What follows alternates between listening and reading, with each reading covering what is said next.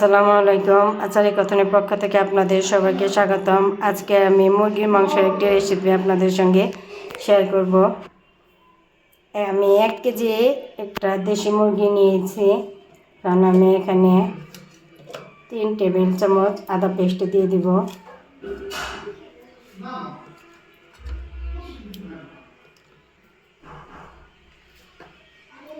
1.5 চামচ ধনিয়া গুঁড়ো দিয়ে দিলাম,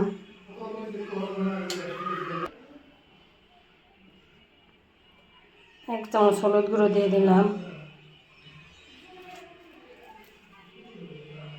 1 চামচ লাল মরিচের গুঁড়া দিয়ে দিলাম। আপনার ঝালটা সবাই যার যার ইচ্ছা মতো বুঝে দিবেন। পরিমাণ মতো লবণ দিয়ে দিলাম।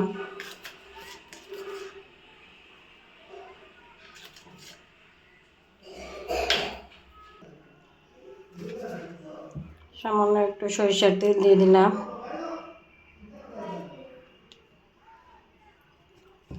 এবার সবগুলো উপকরণ দিয়ে মাংসটাকে ভালো করে মেখে নেব।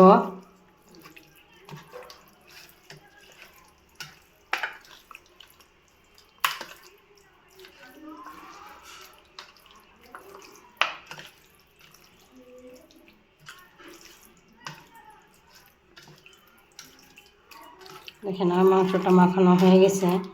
এবার আমি মাংসটাকে আধা ঘন্টার জন্য এটাকে রেস্টে রেখে দিব। আমার সবগুলো মশলা দিয়ে মাখা হয়ে গেছে। এখন আমি একটা ঢাকনা দিয়ে ঢেকে এটাকে আধা ঘন্টার জন্য রেস্টে রেখে দিব।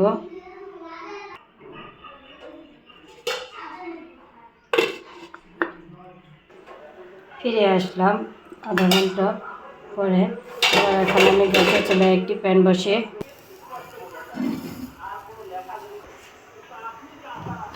প্যানটি গরম হয়ে এসেছে। এখন আমি পরিমাণ মতো রান্নার তেল দিয়ে দেব।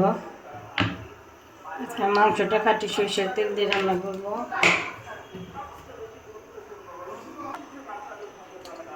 আমি আলুটাকে একটু ভেজে নেব।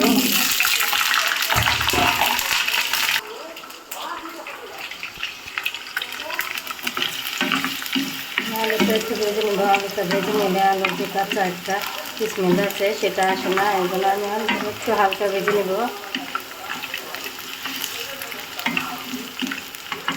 আমার আলুটা ভাজা হয়ে গেছে। এখন আমি আলুটাকে তুলে নেব। এখন পরিমাণ মতো পেঁয়াজটাকে দিয়ে দিলাম।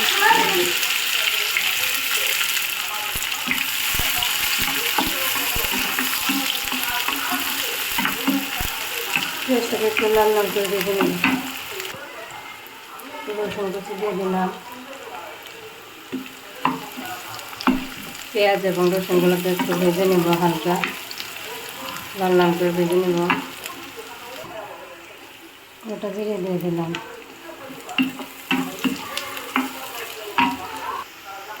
আমার পেঁয়াজটা ভাজা হয়ে গেছে। এখন আমি মাংসগুলো এখানে দিয়ে দেবো।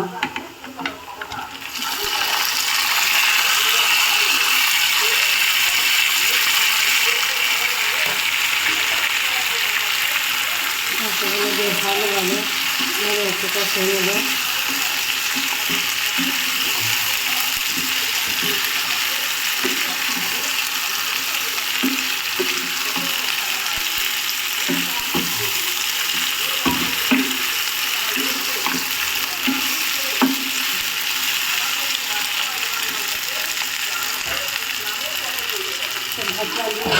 মাংসটাকে কষিয়ে নেব।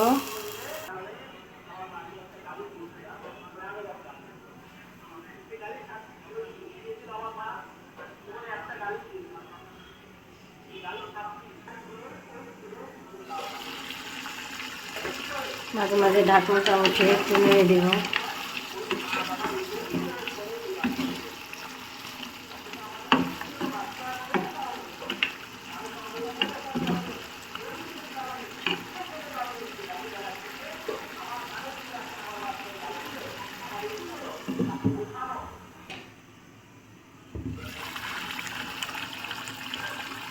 এক কেজি মাংসের জন্য আমি 10টা এলাচ দিয়ে দিলাম।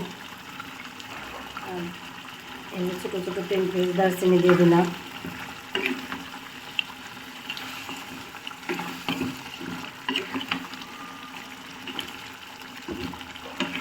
মাংসগুলো প্রায় কষানো হয়ে আসছে।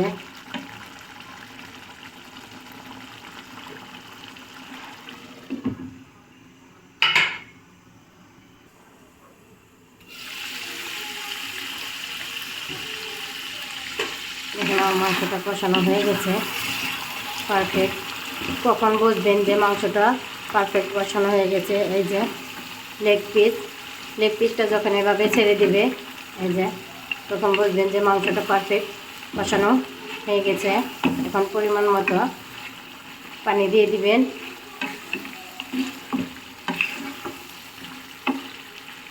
মাংসটা ভালোভাবে কষানো হয়ে গেলে এটা খেতেও অনেক বেশ টেস্টি।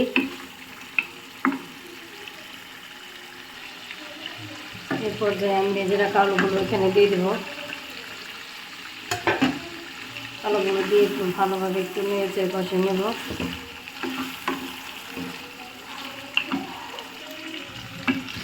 এখানে আমার মাংসটা অনেক সুন্দর কষানো হয়েছে।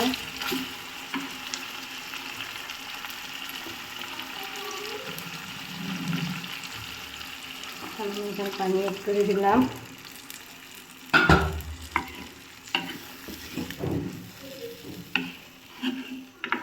দেখেন, আপনার পানিটা সবাই একটু দেখে শুনে বুঝে দিবেন পরিমাণ মতো করে। আর পানি আর একটু সামান্য পরিমাণ পানি লাগবে এখানে। পানি দেওয়া হয়ে গেছে। এখন আমি এটাকে থেকে 30 মিনিটের মতো এটাকে রান্না করব। তাহলে মাংসগুলো অনেক নরম হয়ে যাবে।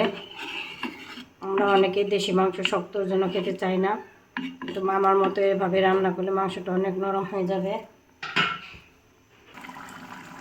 দেখেন, হয়ে গেল আমার মুরগির মাংস রান্না রেসিপি। আমার ভিডিওটি ভালো লাগলে লাইক ও সাবস্ক্রাইব করে দেবেন। আল্লাহ হাফিজ।